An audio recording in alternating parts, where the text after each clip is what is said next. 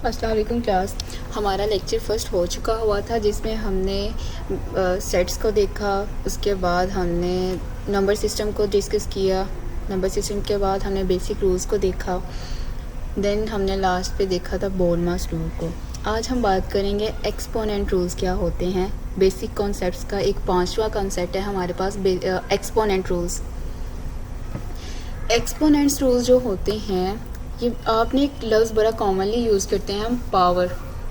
जैसे ये मैंने 2 लिखा है, इसकी पावर 2 है तो हम कहते हैं 2 स्क्वायर, या हम इसको कह देते हैं 2 की पावर 2 है।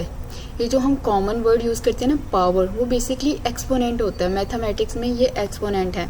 अगर इसको मैं मैथमेटिक्स की लैंग्वेज में बोलूँ ना, तो इसको मैं बोलूँगी 2 एक्सपोनेंट 2, 2 एक्सपोनेंट 3। ठीक है, तो ये जो पावर हम बोलते हैं 2 की पावर 3, वो ये है 2 एक्सपोनेंट 3। ये जो पावर है यही एक्सपोनेंट है। अब इसके कुछ रूल्स होते हैं जो बहुत इंपॉर्टेंट हैं। आपको सिंप्लीफिकेशन जब आप कर रहे होते हैं, मोस्ट इंपॉर्टेंट, ये कहते हैं जी कदम कदम पे यूज़ हो रहे होते हैं जब हम किसी क्वेश्चन के सॉल्यूशन में किसी जगह पे आके सिंप्लीफाई कर रहे होते हैं। इसके अलावा इसके कुछ लॉज हैं, वो भी बहुत इंपॉर्टेंट है, जो MCQs में मोस्ट ऑफ द टाइम पूछे जा चुके हैं और पूछे जाएंगे भी, क्योंकि ये बहुत इंपॉर्टेंट है और बहुत सी सिम्प्लिफिकेशन इन लॉज के अकॉर्डिंग होती है। अब एक्सपोनेंट तो मैंने बता दिया, जैसे ये 3 4 है। अब एक्सपोनेंट मतलब पावर होती क्या है और एक्सपोनेंट क्या होता है। ये चीज़ है कि जिस नंबर की भी ये एक्सपोनेंट होती है, जितनी भी वो n पावर होती है, कुछ भी होता है, हम उसी नंबर को इटसेल्फ उस नंबर को उतने टाइम मल्टीप्लाई कर देते हैं। An exponent refers to the numbers of times a number is multiplied by itself. एक एक्सपोनेंट है, जैसे इसकी पावर यहाँ पे, ये जो एक्सपोनेंट है इसकी 4 है, इसका एक्सपोनेंट क्या है 4, और ये 3 इसका क्या है बेस। ये याद रखिएगा, ये MCQs पूछा जाता है, आपको ऐसे दिया होगा a पावर x, वो कहेगा इसका एक्सपोनेंट बताओ, आप कहोगे x, वो आपसे कहता है बेस बताओ, तो आप बोलोगे a, इसकी बेस है। तो यहाँ पे बेस क्या है 3 और इसका एक्सपोनेंट क्या है 4। तो एक्सपोनेंट क्या है, जिस बेस की एक्सपोनेंट होती है उस बेस को उतने जितनी एक्सपोनेंट है उतने टाइम मल्टीप्लाई कर दो इटसेल्फ, तो आपका वो आंसर आ जाता है। जैसे ये 3 है, 3 की पावर 4 है, 3 को हमने 4 टाइम मल्टीप्लाई किया तो आंसर क्या आ गया 81। अब लॉज की बात करते हैं। लॉज ऑफ एक्सपोनेंट्स हमारे पास क्या है। फर्स्ट लॉ है हमारे पास कि ऐसे, ये जो देखिए हमारे पास बेस एक ही हो और उनकी पावर्स डिफरेंट हो, मतलब यहाँ पे बेस देखें a है और बेस n है, लेकिन उनकी पावर्स, एक की पावर m है, दूसरे की पावर a है, और वो दोनों आपस में क्या हो रहे हैं, मल्टीप्लाई। ऐसे दो नंबर्स जिनकी बेस सेम हो, पावर्स उनकी एक्सपोनेंट डिफरेंट हों और वो आपस में मल्टीप्लाई हो रहे हों, तो आप उसको इस तरह से ऐसे लिख सकते हो, बेस कॉमन कर लो और उनकी पावर्स को ऐड कर दो। जैसे ये एग्जांपल है, 3 की एक्सपोनेंट क्या है 2, फिर वो आपस में मल्टीप्लाई हो रहे हैं ना, 3 की एक्सपोनेंट 5 है, बेस कॉमन कर ली 3 और 2 और 5 एक्सपोनेंट्स को ऐड कर दिया, तो आंसर क्या आ गया 2187। 3 का एक्सपोनेंट 7 हो गया जब हमने ऐड कर दिया। 3 को 7 टाइम मल्टीप्लाई करो तो आपके पास आंसर आएगा 2187। सेकेंड लॉ हमें ये कहता है कि आपके पास पहले क्या थे, मल्टीप्लाई हो रहे थे, अब दूसरा लॉ क्या कह रहा है, डिवाइड हो रहे हैं। अगर सेम बेस है, आपके पास दो, उनकी पावर डिफरेंट है और वो आपस में क्या हो रहे हैं, मल्टीप्लाई, तो वो जो डिनोमिनेटर में वाली पावर है ना, मतलब पावर से बेस तो हमने कॉमन कर लेनी है, लेकिन जो डिनोमिनेटर वाली पावर है, एक्सपोनेंट है, उसको नोमिनेटर वाले एक्सपोनेंट से माइनस कर दो, जैसे हमने m-a किया है। ये एग्जाम्पल भी आप देख सकते हैं, 5 - 2 3 आ गया, 3 को 3 टाइम मल्टीप्लाई करो तो आंसर क्या आएगा 27। थर्ड लॉ हमें ये कहता है कि आपके पास एक ही बेस है और उसकी 2 पावर्स हैं, मतलब देखें a है, फिर ऐसे लिखा हुआ है a की पावर m और उसको होल करके और उसकी दूसरी एक्सपोनेंट भी लिया गया है n। तो आपने क्या करना है, आप चाहे ऐसे करो और आप उसको इस तरह से भी लिख सकते हो कि a और पावर्स को एक साथ मल्टीप्लाई करवा दो, ये आपस में क्या हो रहा है, मल्टीप्लाई। जैसे ये 2 और 5 है, 2 3, मैंने उनको 2 और 5 को मल्टीप्लाई करवा के 3 रेज़ टू पावर 10 कर दिया, तो 3 का एक्सपोनेंट 10 है, 3 को 10 टाइम मल्टीप्लाई करो तो आपके पास आएगा 59049, मतलब 59,049 आएगा आपके पास। फिर आपके पास फोर्थ लॉ ये कहता है कि आपके पास टू डिफरेंट बेसिस हैं, आपके पास दो डिफरेंट बेस है, एक ए है एक बी है और उनकी एक्सपोनेंट कॉमन है। ये देखें एन हमारे पास एक ही एक्सपोनेंट है और लेकिन उसकी डिफरेंस क्या है, उसकी बेस क्या है, डिफरेंट। उसकी दो बेसिस है, एक ए है एक बी है और उनकी कॉमन एक्सपोनेंट है। तो आप इसको अलग अलग करके लिख सकते हैं। एक दफ़ा ए के साथ लिख दो, एक दफ़ा बी के साथ लिख दो, तो बात एक ही है। जैसे एग्जांपल देखिए 3 और 4 आपस में क्या हो रहे हैं, मल्टीप्लाई। दो डिफरेंट बेसिस है ना, 3 अलग नंबर है, 4 अलग डिजिट है, उसकी एक्सपोनेंट क्या है 2। मैंने 3 की अलग एक्सपोनेंट कर दिया, 4 को अलग एक्सपोनेंट करके दे दिया, मतलब 2 उसका अलग कर दिया, उसका 2 अलग कर दिया और वो स्टिल एक दूसरे के साथ मल्टीप्लाई हो रहे हैं। 3 को 2 टाइम मल्टीप्लाई करो तो 9 आता है, 4 को 2 टाइम मल्टीप्लाई करो तो 16 आता है और जब 9 और 16 को मल्टीप्लाई करोगे तो 144 आएगा। इस तरह से फिफ्थ लॉ है हमारे पास, ये मल्टीप्लाई हो रहे थे। फिफ्थ लॉ है कि जब आपके पास टू डिफरेंट बेसिस एक दूसरे के साथ डिवाइड हो रही हूँ, ए बी से डिवाइड हो रहा है और उनकी एक्सपोनेंट कॉमन है, तो आप उनको सिंगल मतलब अलग अलग करके दे दो, जैसे हमने मल्टीप्लिकेशन में किया है। इसी तरह से सिक्स्थ लॉ है। सिक्स्थ लॉ हम बाद में करेंगे, सेवन लॉ देखते हैं पहले। सेवन लॉ ये कहता है कि आपके पास दो ऐसी बेसिस हैं, मतलब जिसकी पावर एक्सपोनेंट नेगेटिव है। नेगेटिव इंटीजर्स भी तो पढ़े थे ना हमने पीछे, तो पावर नेगेटिव भी हो सकती है। तो ऐसे दो बेसिस जिनकी नेगेटिव एक्सपोनेंट है और हमने उसको पॉजिटिव बनाना है, तो हम क्या करेंगे, उसका फ्रैक्शन चेंज कर देंगे। लेट सपोज आपके पास लिखा हुआ है a माइनस एक्स। अब इसका डिनोमिनेटर क्या है मुझे कमेंट करके बताओ। पीछे वाले कॉन्सेप्ट में जब हमने कल वाले लेक्चर फर्स्ट में हमने ये चीज़ देखी थी कि क्या इसका क्या आता है हमारे पास एक्सपोनेंट में। एक्सपोनेंट इसका क्या, सॉरी इसका डिनोमिनेटर क्या है, इसका डिनोमिनेटर 1 है। तो हमने ये पावर पॉजिटिव करनी है, तो हम क्या करेंगे, 1 नोमिनेटर में चला जाएगा, a मतलब डिनोमिनेटर में आ जाएगा। हमने इसकी फ्रैक्शन मतलब चेंज कर देनी है। ओके, क्लियर है। अब इसी तरह से ये 6 वाला लॉ है। 6 वाला लॉ 5th वाले लॉ से मिलके और 7 वाले लॉ से मिलके बना हुआ है। ये देखें, पहला लॉ देखें उसका कि दोनों बेसिस डिवाइड हो रही है और उनकी पावर कॉमन है। तो 5th वाले लॉ में देखें कि हमने पावर अलग अलग कर दी थी, वो किया। और सेकंड लॉ 7th वाला लॉ देखेंगे पावर पॉजिटिव करनी है, एक्सपोनेंट पॉजिटिव होना चाहिए, तो हमने फ्रैक्शन को चेंज कर दिया। तो 6 वाला लॉ 5 और 7 से मिलके बना हुआ है। 8 वाला लॉ हमें ये कहता है, ये बहुत यूज़ होता है जब हमने किसी वेरिएबल की वैल्यू फाइंड करनी हो, जैसे मैंने एग्जांपल भी आपको दी हुई है।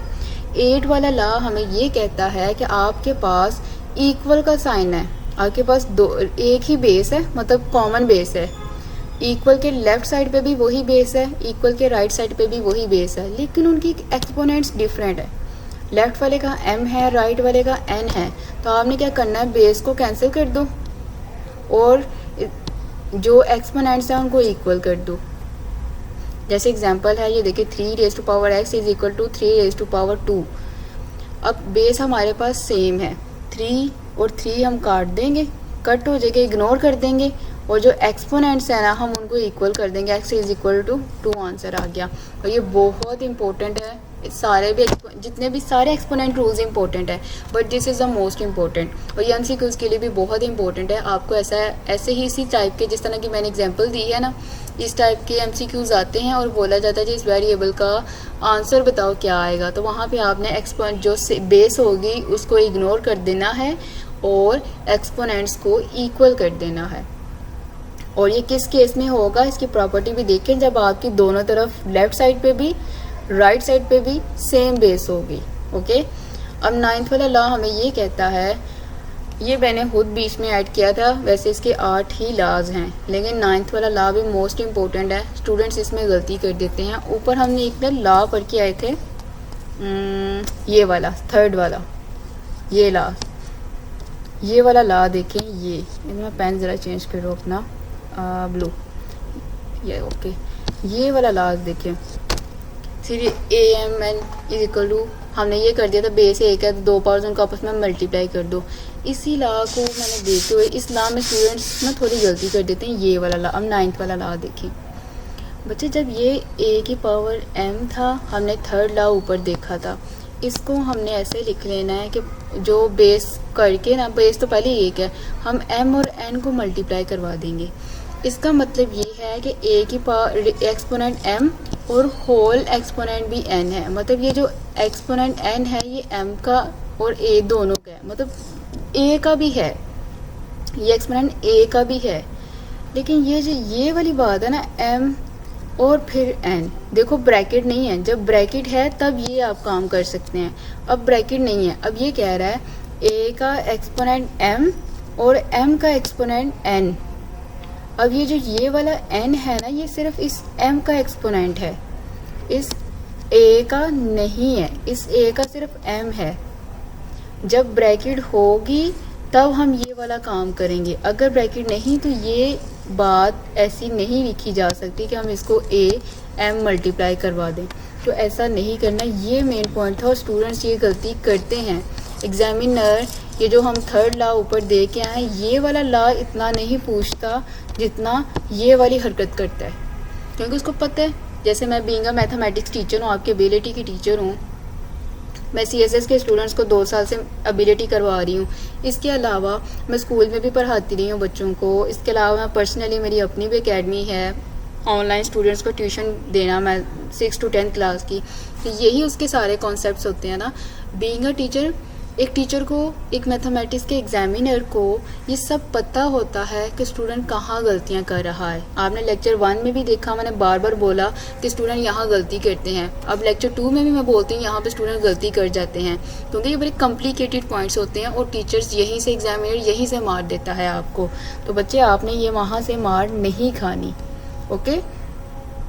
तो ये चीज़ मैंने बोली है कि ये कभी भी ऐसे इक्वल नहीं होता, क्योंकि ये देखें 5 2 से मल्टीप्लाई किया, रेज एक्सपोनेंट क्या आ गया 2।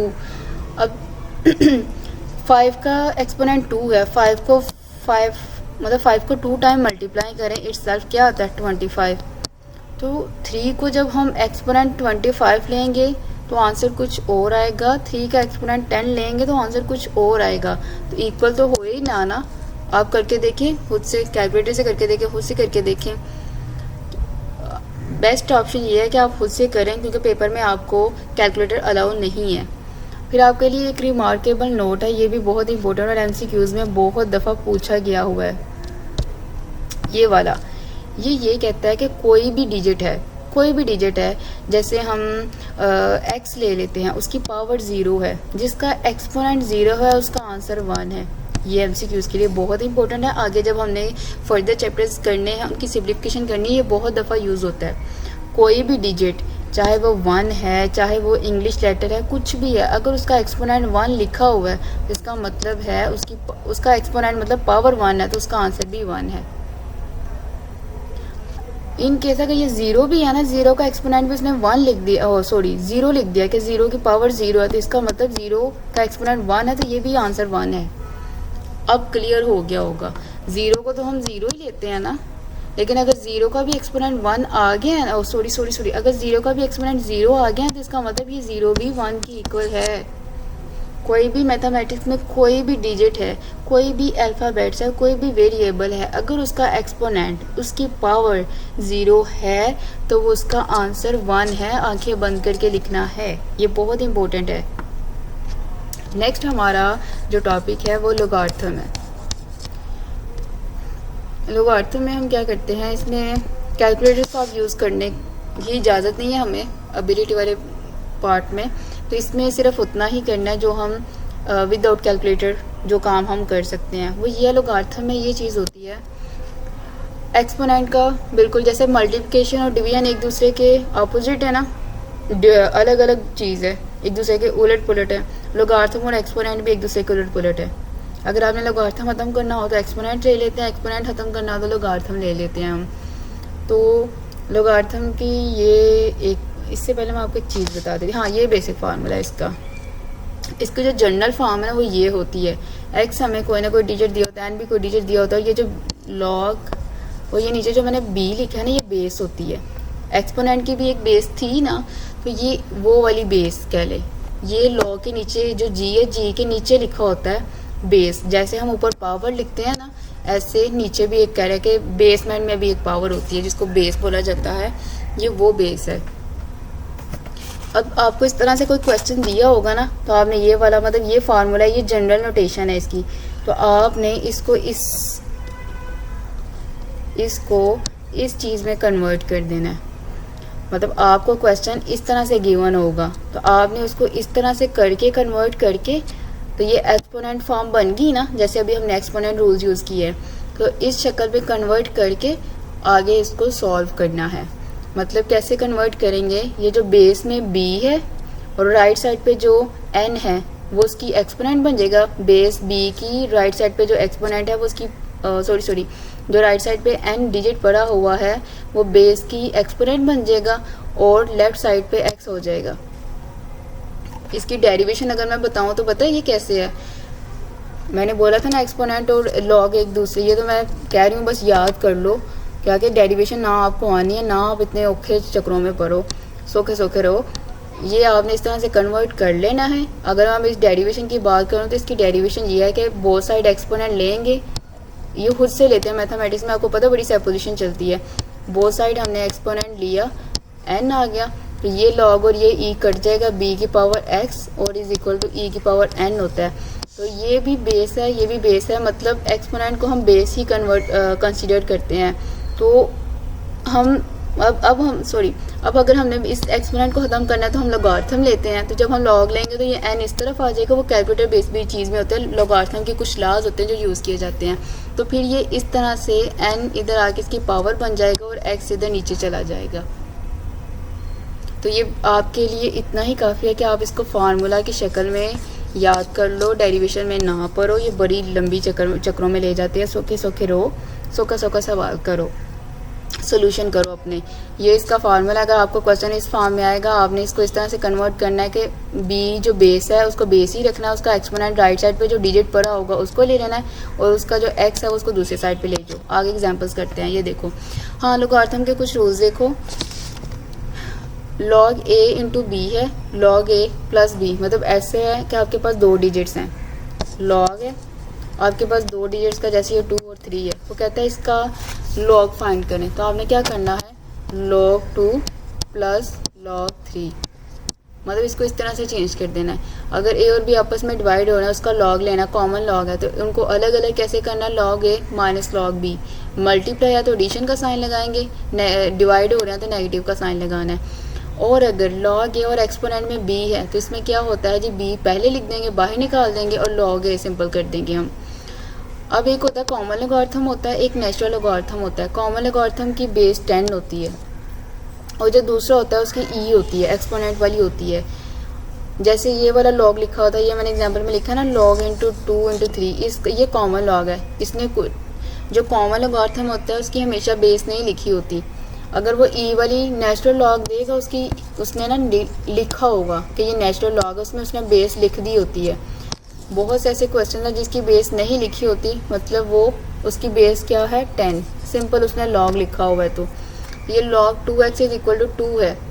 तो मैंने आपको ऊपर फार्मूला बताया था ना कि बेसिकली इसकी स्टैंडर्ड फॉर्म देखो, इसकी स्टैंडर्ड फॉर्म यही थी, log x is equal to n। इसका फार्मूला क्या मैंने कहा था करना है, b की पावर आपने n ले लेना है, मतलब राइट साइड वाले को उसका एक्सपोनेंट बना देना बेस का, और ये जो लेफ्ट ये इधर चला जाएगा, इसको x। यही तो काम किया। यहाँ पे बेस 2 है 2, यहाँ पे n क्या है हमारा 2 की एक्सपोनेंट 2 हो गया, और x तो x ही है, ये दूसरी साइड पे x चला गया। तो अब एक्सपोनेंट वाला रूल यूज़ करो, 2 रेज़ टू पावर 2 इंटू 2 क्या आएगा 4, तो x इज इक्वल टू 4 आएगा। यहाँ पे ना x इज इक्वल टू 4, ये चेन इसको मैं एडिट कर दूँगी, यहाँ x इज इक्वल टू 4 आना है। रुको इसको मैं हाईलाइट कर लूँ कि मैंने इसको एडिट करना है। यहाँ पे आपका आएगा x is equal to 4 answer आएगा। ओके, यहाँ पे वो गलती से लिख दिया गया है कि पावर। आगे आ जाता है जी log 1000। अब देखिए ये वाला log लिखा है, ये चीज़ मैं कह रही थी, देखिए इसकी बेस नहीं हमें बताई गई। तो ये मैं कह रही थी कि अगर सिंपल log लिखा आपको आ गया तो उसकी बेस कंसीडर आपने करनी है 10, वो कॉमन लॉगरिथम है। तो हमने 10 बेस ले ली, मतलब मैंने इसको री राइट कर दिया x, मतलब ये क्वेश्चन मार्क है, मतलब वेरिएबल, हम उसको इस क्वेश्चन मार्क को ना हम मैथमेटिक्स में x लेते हैं, कोई वेरिएबल कंसीडर कर लेते हैं। बाकी वही बच्चे वो ये फार्मूला यूज़ किया है, सॉल्व किया एक्सपोनेंट के रूल्स लगा के। अब ये देखें यहाँ पे एक्सपोनेंट का रूल लगा, बेस सेम हो गई, बेस सेम है ना राइट साइड पे और लेफ्ट साइड पे, बेस को इग्नोर कर दो और उसको एक्सपोनेंट्स को इक्वल कर दो, आंसर आ गया। ओके आगे लॉग फोर्थ वाला देखें, log 10 plus log 10 is equal to x। अभी हमने ये जो इसका लास्ट देख रहे थे ये वाला, उसने ये वाली शक्ल दी है, हमने उसको ये वाली शक्ल बना देनी है। मैंने इसको कॉमन लॉग करके, ये हमें उसने क्वेश्चन दिया, मैंने इसको री राइट किस तरह से किया, उसका कॉमन लॉग किया है, 10 इंटू 10 100 हो गया। अब देखें इसकी बेस क्या है 10, हमें पता है, हमने देखा कॉमन लॉगरिथम की बेस क्या होती है 10, तो वही बात फार्मूला लगाया b raise power n is equal to x वाला, तो एक्सपोनेंट रूल लगाओ, ये कट हो गया, x इज इक्वल टू 10 आ गया। Okay clear. नेक्स्ट हमारा टॉपिक है रूट्स। आपने अक्सर ये सुना होगा क्यूब रूट्स, स्क्वायर रूट्स, ये वही कॉन्सेप्ट है। स्क्वायर रूट क्या होता है हमारे पास कि हम इसको शो करते हैं ऐसे और इसकी वैल्यू होती है 1/2। जैसे ये 2 है, इसका स्क्वायर है 2, इसका स्क्वायर रूट अगर लेंगे तो हम इसको ऐसे कर देंगे, 2 कैंसिल हो जाएगा और हमारे पास आंसर आ जाएगा 2। इसको कहते हैं स्क्वायर रूट। अब स्क्वायर रूट फाइंड कैसे करते हैं, आप ये एग्जांपल्स देखें, थोड़ा जूम कर लूँ, हाँ ठीक है। वो कह रहा है 144 का स्क्वायर रूट फाइंड करो। आपको इतना हाई लेवल का नहीं आएगा अगर मैं डायरेक्ट करूँ, क्योंकि मुझे तो पता है 144 का प्रॉपर स्क्वायर रूट आपने कैसे फाइंड करना होता है, आपने प्रॉपर स्क्वायर बनाना होता है किसी भी, जो आपके पास जिस नंबर का आपने स्क्वायर रूट फाइंड करना है ना, उस देखो उस नंबर का प्रॉपर स्क्वायर कैसे बनता है, उसके फैक्टर्स निकालो, उसके फैक्टर्स का प्रॉपर स्क्वायर रूट निकाल के देखो कि इसका बनेगा कैसे। अब 144 मुझे पता है इसका प्रॉपर स्क्वायर रूट है 12 इंटू 12 को हम 2 टाइम मल्टीप्लाई करें तो हमारे पास 144 आता है, प्रॉपर स्क्वायर बन गया, स्क्वायर और स्क्वायर रूट कट गया तो आंसर आ गया 12। 144 का ये देखिए इधर भी 12 आ गया, इधर भी 12 आ गया। ये मैंने किया अपने तरीके से कि मुझे पता था 144 का परफेक्ट स्क्वायर क्या है 2, तो आपने जिस नंबर का स्क्वायर रूट फाइंड करना है, स्क्वायर रूट जिस नंबर का स्क्वायर रूट फाइंड करना है उसका प्रॉपर स्क्वायर बनाते हैं, परफेक्ट स्क्वायर बनाते हैं, ताकि स्क्वायर और स्क्वायर रूट आपस में कैंसिल हो जाए और हमारा आंसर आ जाए। अब मैं तो मैथमेटिक्स की टीचर हूँ, मेरी तो बैकग्राउंड ही मैथमेटिक्स का है, मेरा एमफिल हुआ है, तो हमने क्या करना है, मुझे तो पता था 144 का परफेक्ट स्क्वायर रूट 12 होता है, लेकिन अब वो स्टूडेंट्स जिनको नहीं पता 12 इंटू 12 इसका परफेक्ट स्क्वायर 12 है, उनके लिए क्या है, उनके लिए सादा सा आप उसके फैक्टर्स फाइंड करो। फैक्टर्स कैसे फाइंड करते हैं, आपने ये वाला तरीका देखा होगा, इसको हम एलसीएम बोल देते हैं। बेसिकली ये फैक्टराइजेशन वाला मेथड होता है, इसको मोस्टली हमारे टीचर्स एलसीएम मेथड कहते हैं। तो आपने इस तरह से इसके एलसीएम करके फैक्टर्स फाइंड करने हैं। ये देखिए 144 है ना, सबसे पहले अच्छा ये प्राइम फैक्टराइजेशन होती है। प्राइम फैक्टराइजेशन इसके नाम के साथ ही लिखा होता है, प्राइम मतलब आपने प्राइम नंबर्स के साथ इसकी फैक्टर्स फाइंड करने हैं, इसको बोलते हैं। वैसे हमारे टीचर्स इस पूरे प्रोसेस को एलसीएम कह देते हैं, वैसे ये एलसीएम नहीं होता, ये प्राइम फैक्टराइजेशन हो रही होती है किसी नंबर की। यहाँ पे नंबर क्या है 144 की, हम प्राइम फैक्टराइजेशन करने लगे हैं। कैसे करते हैं, सबसे छोटे नंबर से स्टार्ट करते हैं, 2 से ये दोनों डिवाइड होते हैं, 2 7s are 14, 2 2s are 4। Basically ये डिवीजन प्रोसेस हो रहा होता है। 2 3s are 6, यहाँ से 7 था ना, 2 3s are 6, तो हमारा 1 2 में कैरी हो गया 12, 2 6 are 12, 2 1s are 2, यहाँ 3 से 1 16, 6 में कैरी हो गया 16 बन गया, 2 8s are 18, 2 9s are 18। अब ये देखें 2 वाला प्रोसेस, अब 2 के टेबल में 9 नहीं आता, हम 2 को छोड़ेंगे, 3 पे जंप करेंगे। अब 3 में देखेंगे कहीं पे 9 आता है जी, 3 3s are 9। अगर ये 3 के टेबल में ना आता, हम नेक्स्ट प्राइम नंबर पे चले जाते जो कि 5 है, उसको देखते। तो आपने छोटे से स्टार्ट करना है, फिर आगे आगे जंप करना है। 3 3s are 9, O sorry 3 3s are 9 और 3 1s are 3। अब देखिए हमारा रिमाइंडर 1 आ गया, मतलब ये एंड हो गया, हमारी फैक्टराइजेशन हो गई है। तो 144 के कितने फैक्टर्स बने? 2 2 2 2 और 3 3, ये देखिए ऐसे। और हम क्या फाइंड कर रहे थे? Square root. Square root find करने के लिए हम क्या करते हैं? फैक्टर्स का या नंबर का क्या बनाते हैं? Perfect square. तो हम इसके 2 2 पेयर का परफेक्ट स्क्वायर बना लेंगे। क्लियर है जी? जब हमने 2 2 का परफेक्ट स्क्वायर बनाया 144 का, ये देखिए 2 2 2 2 उसने परफेक्ट स्क्वायर बनाया, तो हमारा इस तरह से आ गया ना, 2 square into 2 square into 3 square.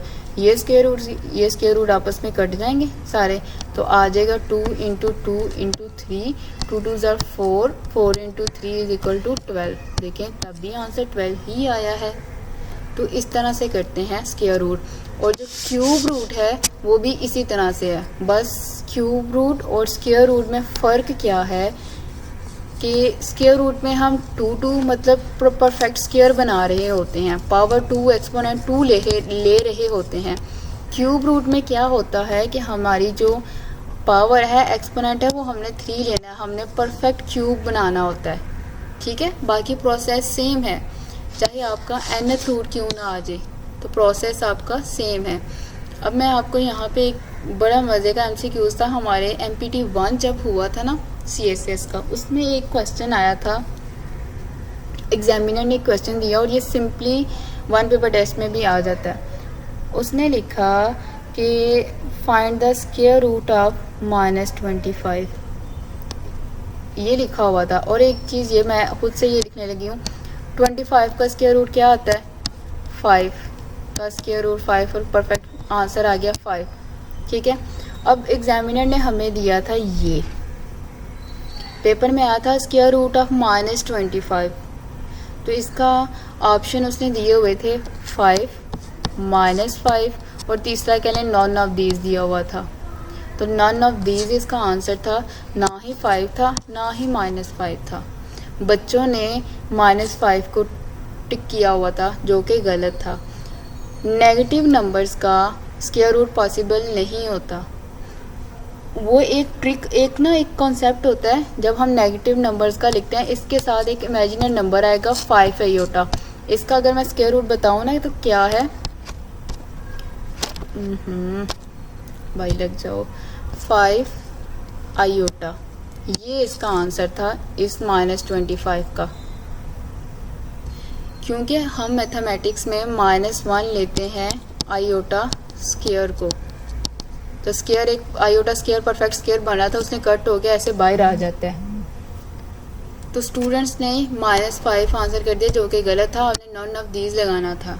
तो इसका जो आंसर था वो 5 आयोटा था। तो आपका वो हार्ड लेवल वाला भी कॉन्सेप्ट है ही नहीं, तो इसलिए वो हम नहीं करेंगे। अगर इस तरह से आए तो ये गलत, आप लोगों ने गलत नहीं करना, आपने नॉन ऑफ दीज पे जाना है। क्योंकि 25 का तो हमें पता है 5 है, लेकिन ऐसे नंबर जिनका नेगेटिव आ जाए ना, अगर आयोटा वाला बीच में कोई हुआ तो उसको टिक कर देना, अगर ना हुआ तो फिर नॉन ऑफ दीज पे जाना, -5 नहीं करना, वो गलत था।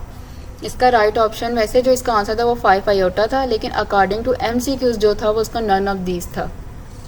एक ये, और एक और उसने क्वेश्चन दिया हुआ था, उसने लिखा हुआ था क्वेश्चन पेपर में, find the square root of, ये आप लोग अपनी पेंसिल पे लिखो, find the square root of, पहले इसने पीछे ये लाइन लिखी, find the square root of square root 16। उसने बोला था find the square root of square root 16, मतलब उसने कहा था स्क्वायर रूट 16 का स्क्वायर रूट फाइंड करो। वो उसकी मैंने कहा था ना कि अब देखो स्टूडेंट जल्दी से स्क्वायर रूट 16 फाइंड कर लेंगे, वो आ जाएगा 4। सोल्यूशन मुश्किल नहीं है, सिर्फ बेसिक कॉन्सेप्ट्स की बात नहीं कर रही, आगे भी जितने हम चैप्टर्स पढ़ेंगे, चाहे वो रेशियो प्रपोर्शन का हो, परसेंटेज प्रॉब्लम्स का हो, एज प्रॉब्लम्स का हो, मेंटल एबिलिटी से कोई क्वेश्चन हो, बिलीव मी बच्चों सॉल्यूशन मुश्किल नहीं है। आप लोगों को मुश्किल आती है स्टेटमेंट नहीं अच्छे से समझते, आप लोग स्टेटमेंट की प्रैक्टिस नहीं करते, और मैं आपको हज़ारों स्टेटमेंट्स भी करवा दूँ ना, तब भी आपके लिए वो कम होंगी जब तक आप खुद प्रैक्टिस नहीं करोगे। पेपर में स्टेटमेंट चेंज कर करके वो क्वेश्चन देगा। यहाँ पे हम कितने क्वेश्चंस कर रहे हैं, कितने उनकी सोल्यूशन सेम है, स्टेटमेंट डिफरेंट होंगी।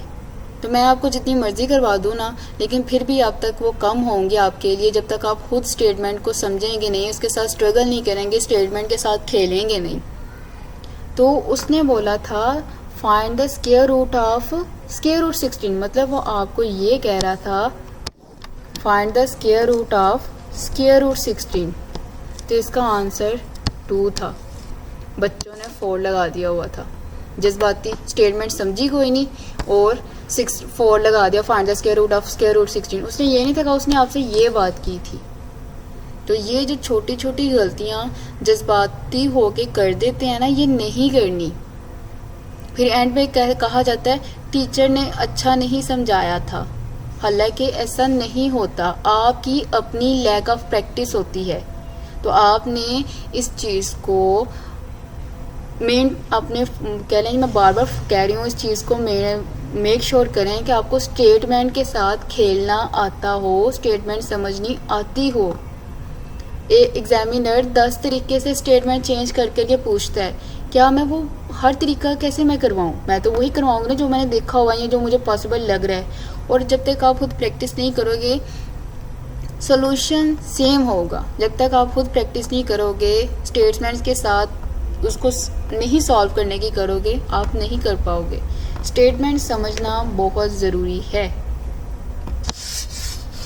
आगे हमारा कॉन्सेप्ट है fractions and its types. Fraction क्या होती है? फ्रैक्शन एक p/q फॉर्म है जिसका एक नोमिनेटर होता है, जिसका एक डिनोमिनेटर होता है, वो मिलके क्या बना देती है? फ्रैक्शन। इसको हम फ्रैक्शन कहते हैं। फ्रैक्शन क्या होती है? एक नोमिनेटर होता है, एक डिनोमिनेटर होता है, उसके दरमियान में एक लाइन होती है, लाइन के ऊपर नोमिनेटर, लाइन के नीचे डिनोमिनेटर, इसको हम बोलते हैं जी ये फ्रैक्शन है। फ्रैक्शन यही है। अब हमने देखना ये नोमिनेटर कैसे बनता है और ये डिनोमिनेटर कैसे बनता है, और ये दोनों मिलके फ्रैक्शन फिर कैसे बन जाती है। ये जो डिनोमिनेटर होता है ना, हाँ डिनोमिनेटर की पहले बात कर लेते हैं। जो डिनोमिनेटर होता है ना, ये जो होल जैसे ये सर्कल बना हुआ है, इसके कितने पार्ट्स बने हैं? यहाँ पे 2 है, यहाँ पे 4 है, यहाँ पे भी 4 हैं। अब देखिए होल जो चीज़ होती है ना, एक कंप्लीट चीज़, उसके जो पार्ट्स होते हैं ना, उसको जितने इक्वल पार्ट्स में डिवाइड किया होता है, जो नंबर ऑफ इक्वल पार्ट्स होते हैं, वो ही हमारा डिनोमिनेटर होता है। ये देखिए ये एक प्रॉपर सर्कल था, एक फुल, उसको 2 पार्ट्स में डिवाइड कर दिया गया, उसका डिनोमिनेटर 2 हो गया। मैंने कहा था ना एक होल चीज़ है, एक कंप्लीट चीज़ है, उसकी जितने पार्ट्स में डिवाइड किया गया वो नंबर उसका डिनोमिनेटर बनता है। आगे उसी सर्कल को 4 पार्ट्स में डिवाइड कर दिया गया, डिनोमिनेटर 4 हो गया, देन 4 हो गया। अब ये जो नोमिनेटर बनता है ना, नोमिनेटर कैसे बनता है? जिस कलेक्शन की हम फ्रैक्शन बना रहे होते हैं उसको नोमिनेटर कहते हैं। अभी एग्जांपल से आपको ये चीज़ समझाती हूँ। ये देखिए डिनोमिनेटर तो हमारा बन गया ना। अब मैं कहती हूँ फ्रैक्शन ऑफ कलर पार्ट। मैंने क्या बोला? Fraction of colour part. मैं कह रही हूँ कलर पार्ट की फ्रैक्शन बताएं मुझे क्या आ रही है। तो किसकी फ्रैक्शन हम फाइंड कर रहे हैं? कलर पार्ट की। तो कलर पार्ट क्या है हमारा यहाँ पे? नोमिनेटर।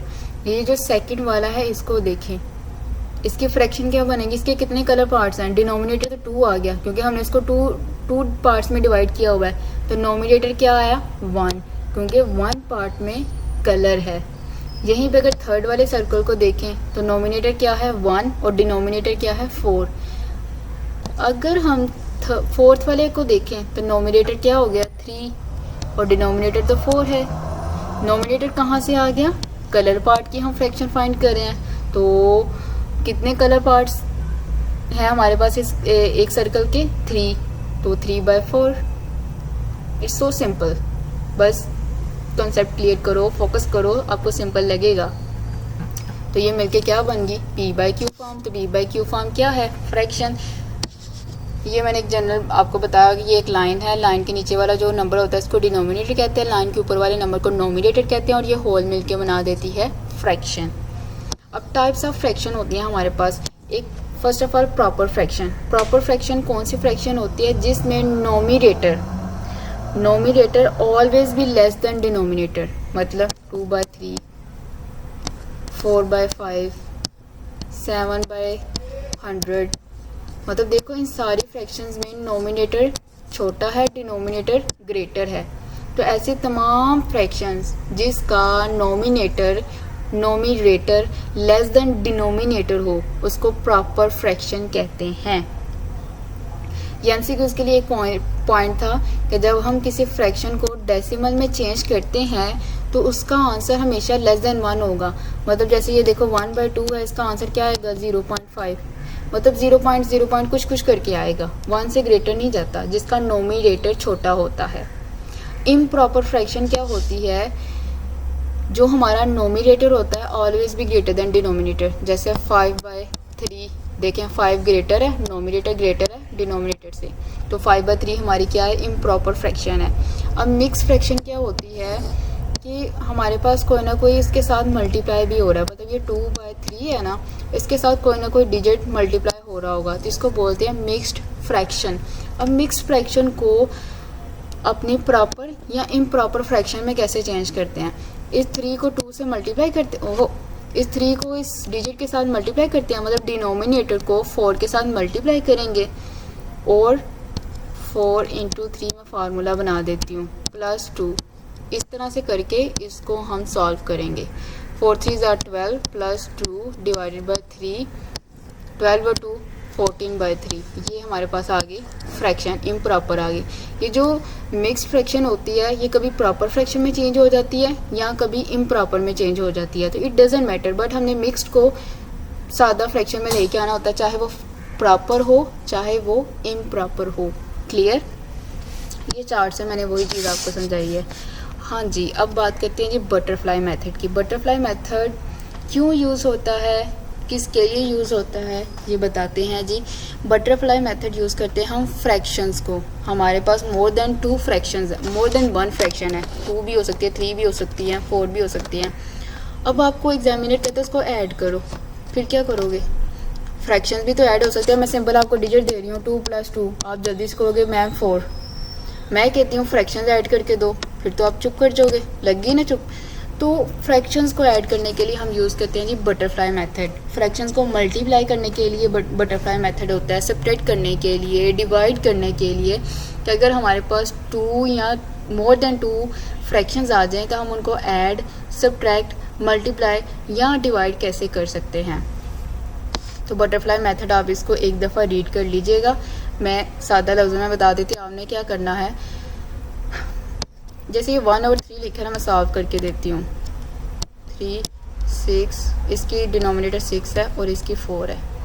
वो कहता है 4 और 6 को मल्टीप्लाई कर दो, 4 डिनोमिनेटर्स को आपस में मल्टीप्लाई कर दो, एक ही लाइन कॉमन लाइन कर दो।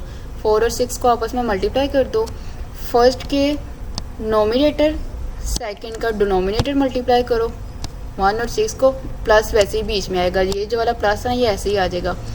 फिर सेकंड का नोमिनेटर और फर्स्ट का डिनोमिनेटर मल्टीप्लाई कर दो। ये मैं याद रखने का तरीका बता रही हूँ और सिंपल आ गया आंसर। 6 1 = 6 प्लस 3 4 = 12 डिवाइडेड बाय 4 और 6 को मल्टीप्लाई क्या आता है? 24।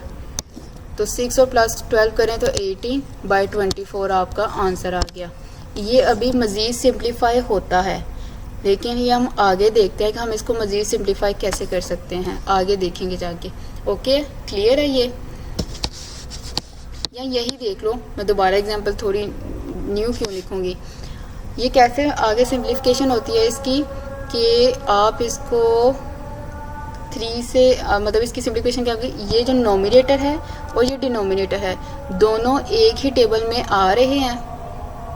अगर ये दोनों एक ही टेबल से डिवाइड हो रहे हों तो अब हम इसको सिंप्लीफाई कर देंगे। 5 मिनट के लिए ब्रेक, अजान हो रही है, अजान सुन के फिर मैं कंटिन्यू करती हूँ।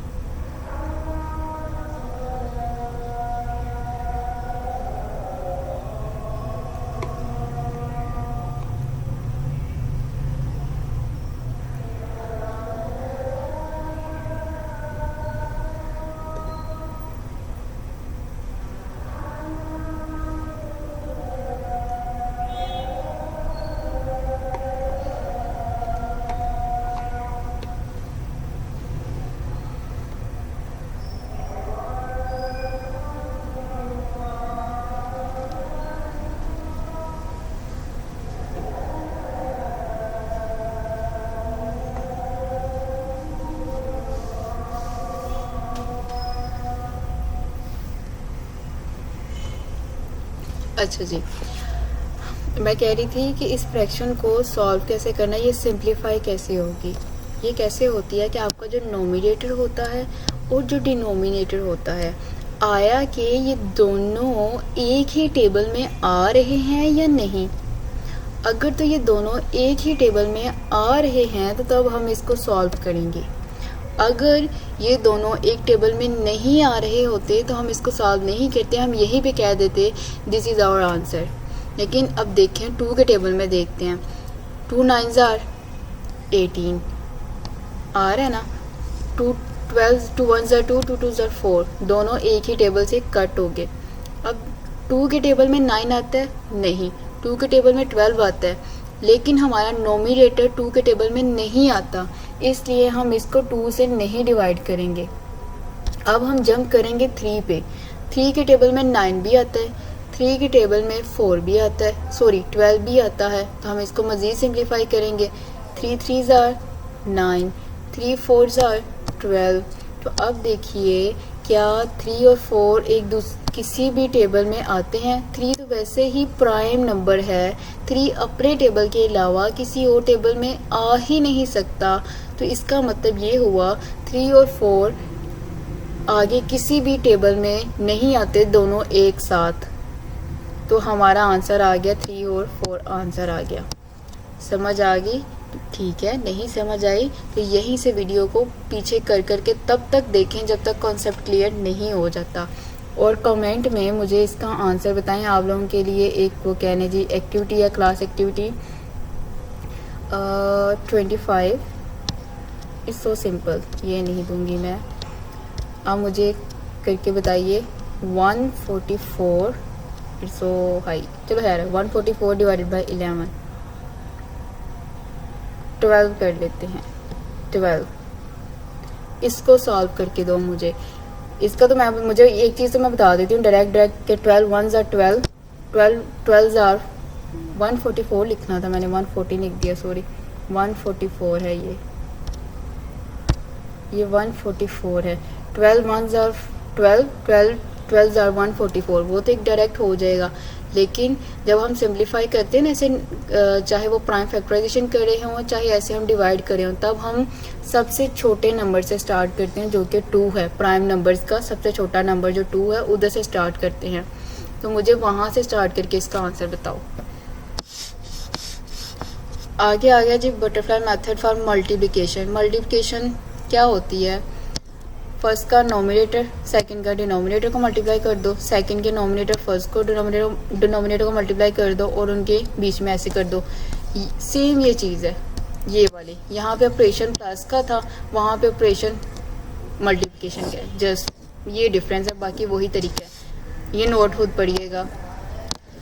ये आगे मैंने एग्जांपल्स की हुई हैं, आप इनको खुद देखिएगा। मैंने ऊपर आपको एक एग्जांपल करके कॉन्सेप्ट आपका क्लियर कर दिया है, तो काइंडली कि आप एक दफ़ा खुद देखिएगा, इन्हीं की प्रैक्टिस करिएगा।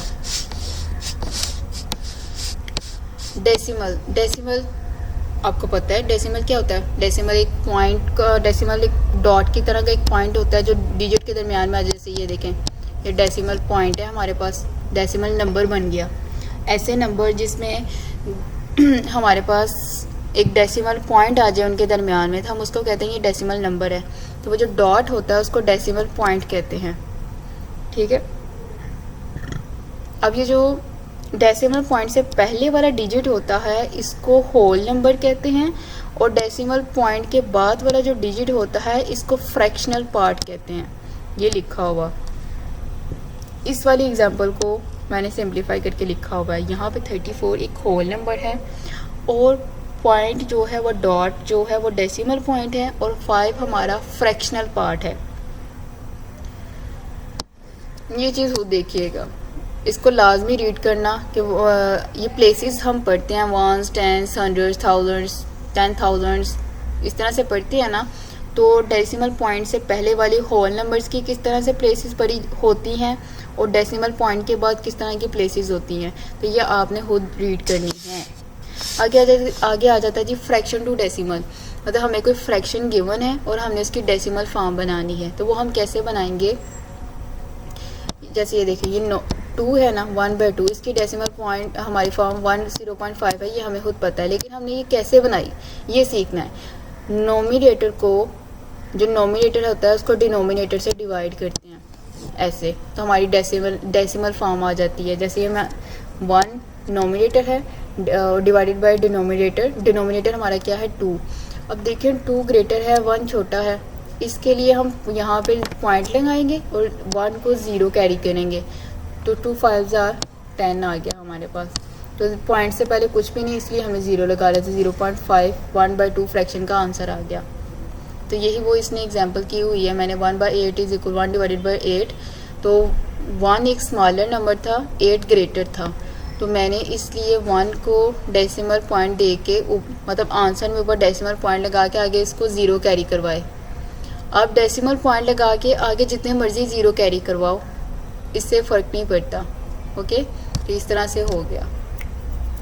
ये मिक्स्ड फ्रैक्शन, ये वाली जो एग्जांपल है ये मिक्स्ड फ्रैक्शन थी। मिक्स्ड फ्रैक्शन को पहले सॉल्व कर लें, फिर उसको कर लें उसकी डेसिमल फॉर्म, उस तरह से कर लें। तो अगर उस तरह से नहीं करना तो ये वाला जो तरीका है वो ये है कि ये जो मिक्स फ्रैक्शन का 5 मल्टीप्लाई हो रहा है इसको फार्दर टाइम इग्नोर कर दो, सिर्फ 7 और 8 को पकड़ो। 7 नोमिनेटर है और 8 डिनोमिनेटर है, नोमिनेटर को डिनोमिनेटर से डिवाइड करें, जो आंसर आएगा 0.875 आया, जस्ट 0 की जगह 5 पुट कर दो, 5875 आंसर आ जाएगा। वो जो हमने स्टार्ट पे 5 इग्नोर किया होता है उसको डेसिमल पॉइंट से पहले लिख दो। डेसिमल टू फ्रैक्शन, पहले हमने देखा कोई फ्रैक्शन गिवन थी उसको डेसिमल में कैसे चेंज करते हैं। अब देखना है कि हमें डेसिमल पॉइंट गिवन और उसकी फ्रैक्शन कैसे बनानी है। ये जो मैथमेटिक्स की एक फॉर्मल राइटिंग्स है ये तो आप खुद पढ़ लीजिएगा, लेकिन मैं आपको सादा वाला बता देती हूँ कि कैसे करते हैं। आपके पास लिखा हुआ है 0, ज़रूरी हम 0 लें, हम कुछ और ले लेते हैं, 2.3146। पहले सादा वाला लेती हूँ ताकि क्लियर हो जाए। इसको वो कह रहा है फ्रैक्शन फॉर्म बनाओ, 2.131 की वो कहता है फ्रैक्शन फॉर्म, दूसरे डेसिमल नंबर दिया है। हम इसकी फ्रैक्शन फॉर्म बना लेंगे। इसके नीचे लगाई लाइन, ये जो पॉइंट है इसको हटाओ, क्रॉस करो, इसको नीचे लिखो 1, डिनोमिनेटर बनाने लगे हैं इस डेसिमल पॉइंट का। पॉइंट हटाया, उसके नीचे 1, पॉइंट के आगे जितने भी डिजिट्स हैं उतने 0 लगा दो, तो इसकी फ्रैक्शन फॉर्म बन गई 231 डिवाइडेड बाय 100। अब इसको सिंप्लीफाई करो, ये दोनों नोमिनेटर और डिनोमिनेटर एक टेबल में आ रहे हैं, तो इसको सिंप्लीफाई करो तो आंसर आ जाएगा। जैसे मैं एक और एग्जांपल लेती हूँ, यहाँ पे 2.31416, इसका डिनोमिनेटर 2 डेसिमल पॉइंट को हटाया 1, आगे कितने डिजिट्स हैं 1 2 3 4 5, आगे 5 0 लगा दो, आ गया। ये इसका डेसिमल हमारे पास बन गया फॉर्म। इसको सिंप्लीफाई करना, लाजमी सिंप्लीफाई करें, आंसर आ जाएगा। तो डेसिमल टू फ्रैक्शन इसी तरह से जाते हैं। ये आप एग्जाम्पल देख लीजिएगा। साइंटिफिक नोटेशन, ये बहुत हम पढ़ते हैं हमारे 9th क्लास में, चाहे फिजिक्स की बुक का चैप्टर फर्स्ट कॉन्सेप्ट भी, उसका टॉपिक भी फर्स्ट साइंटिफिक नोटेशन पे है।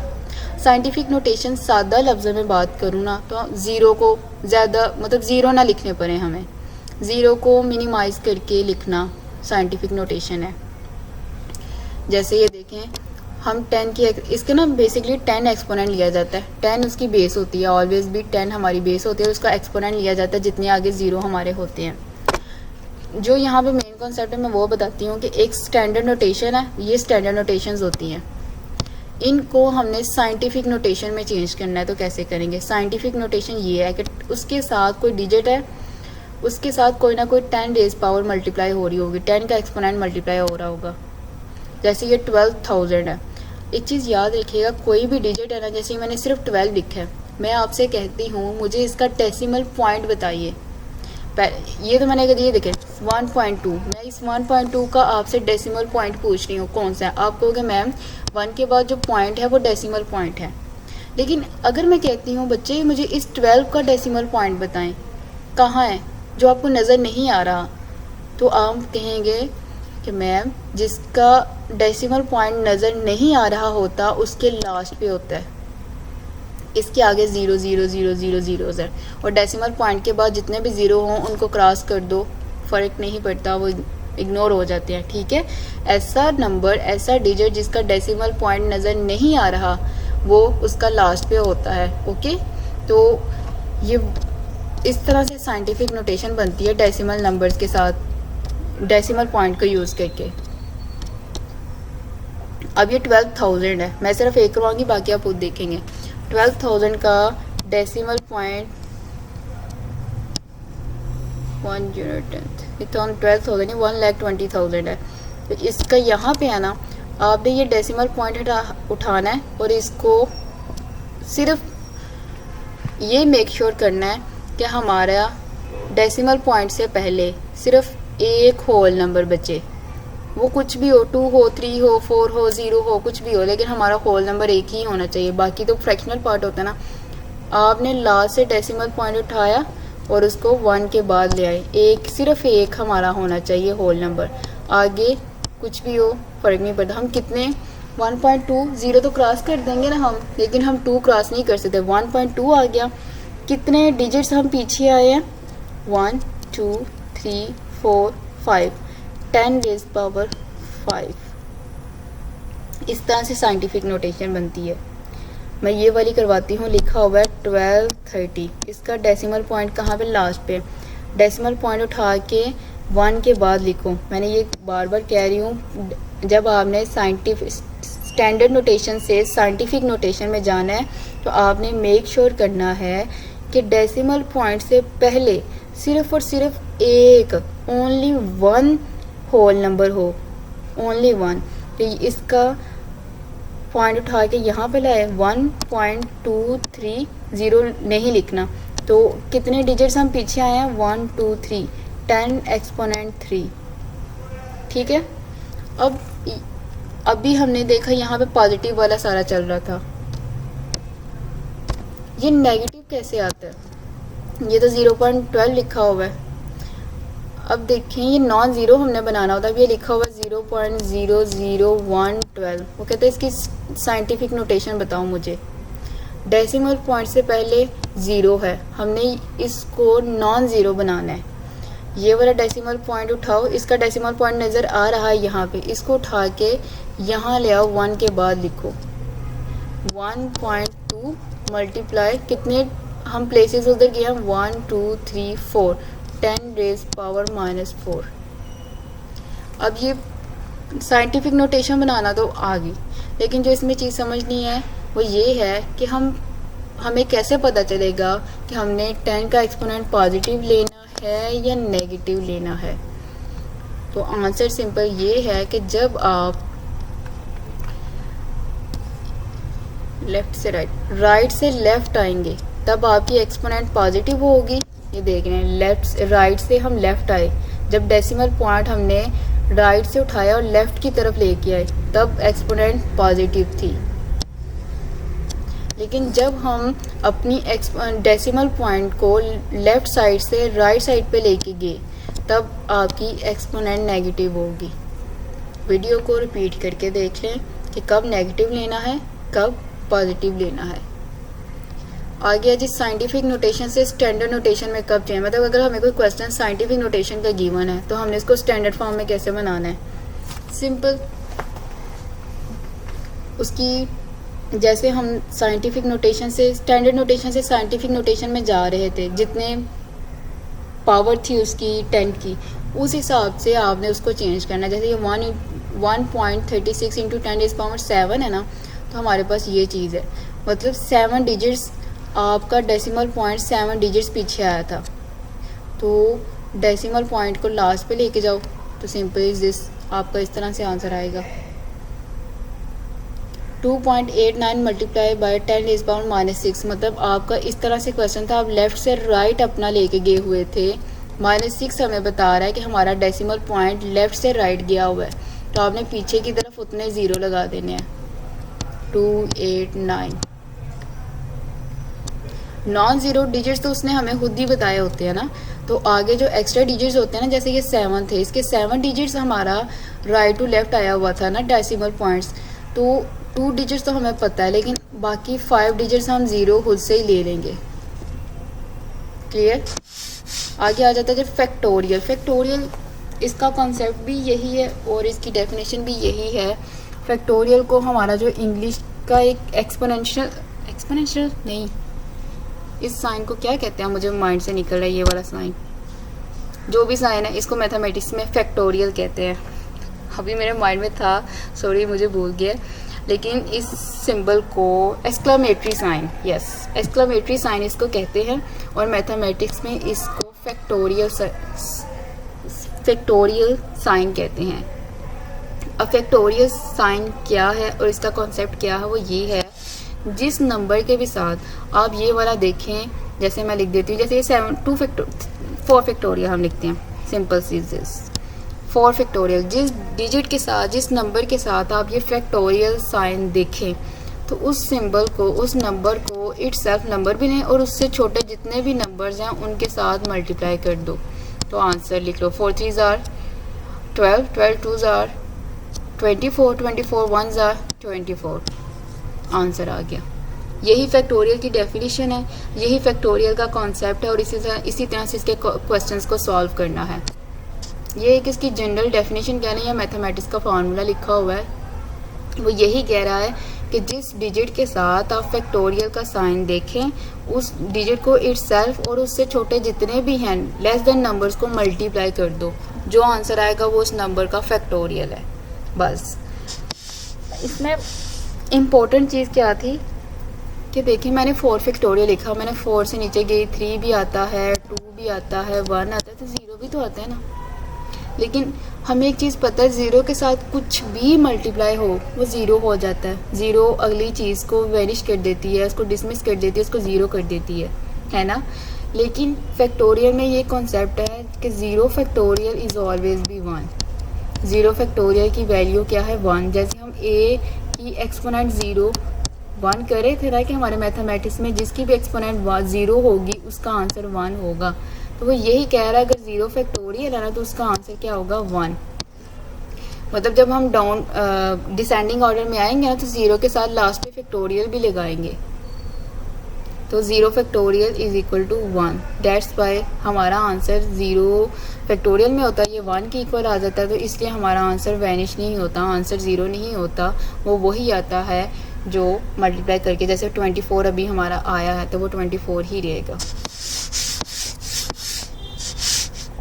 Factors of a number. Factor क्या होते हैं, मैं बार बार पहले भी ऊपर एक बात करती, जैसे मैं जब स्क्वायर रूट की बात करी थी तभी मैं बार बार कह रही थी कि आपने परफेक्ट इसका बनाने हैं जी, परफेक्ट स्क्वायर बनाना है। और स्क्वायर कैसे बनाना है, अगर आप डायरेक्ट तो आपको पता है, ठीक है, नहीं पता तो आप इसके फैक्टर्स फाइंड कर लें उस नंबर के।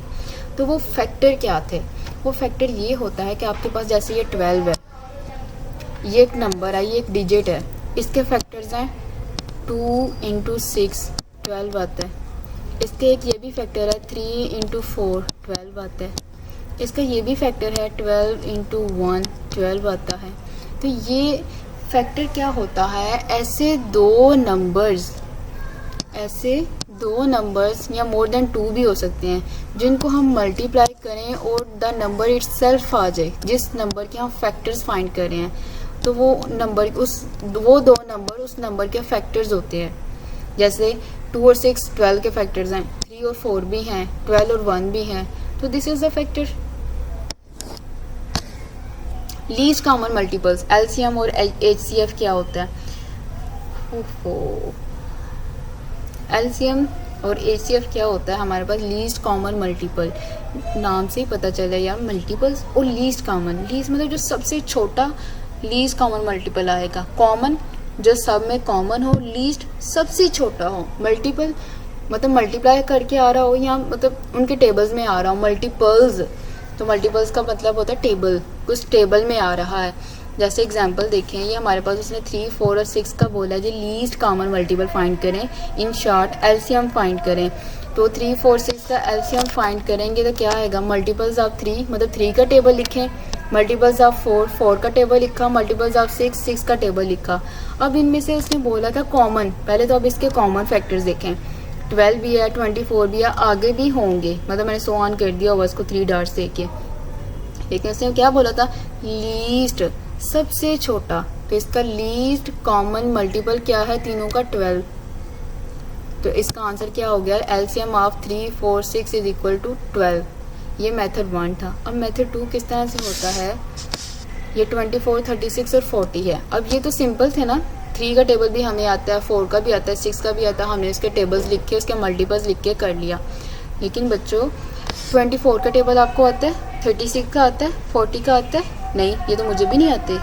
तो ऐसे डिजिट्स 24, 36, 40 जिनके टेबल्स हमें नहीं आते, तब हम क्या करेंगे, तब बच्चे हम उन डिजिट्स की प्राइम फैक्टराइजेशन करेंगे। ये पीछे हम जब स्क्वायर रूट और क्यूब रूट वाला कॉन्सेप्ट कर रहे थे, तब हमने ये सीख लिया है कि प्राइम फैक्टराइजेशन कैसे की जाती है। तो प्राइम फैक्टराइजेशन करके हम उनके फैक्टर्स बनाएंगे। हम अपनी क्लास यहीं पे एंड करते हैं, इसको मैं नेक्स्ट क्लास में देखूंगी। एलसीएम से हम नेक्स्ट क्लास से स्टार्ट करते हैं। अल्लाह हाफिज़।